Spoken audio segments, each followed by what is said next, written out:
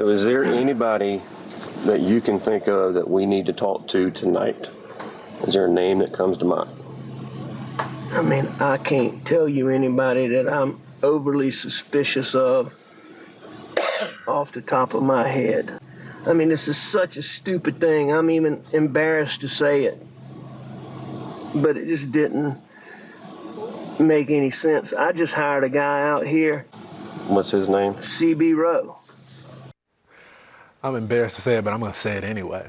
Welcome back to Cross Country in Walterboro, South Carolina. A new development in the double murder trial of Alex Murdaugh. Video unveiled in court shows Murdaugh implicating his groundskeeper just hours after the killings occurred.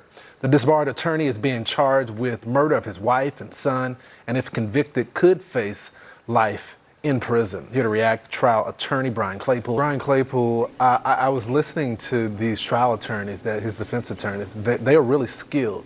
And it seems like they're trying to poke holes into the way the crime scene was preserved. Right. Yeah, Lawrence, great to be back with you.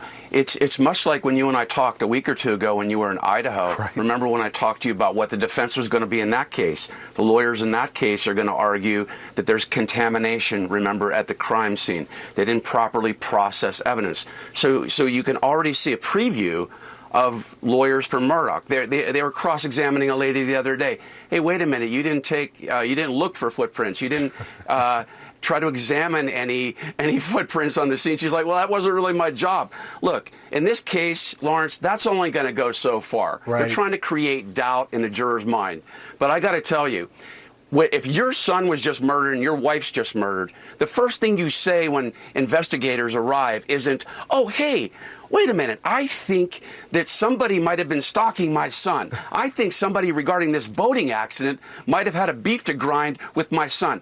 Are you kidding me, dude? You would be collapsing. You would be crying hysterically. You would not be trying to manufacture a motive for somebody else to have killed your son. And him crying in court, disingenuous. Why? Because when investigators arrived, they didn't see any tears in his eyes. Yeah.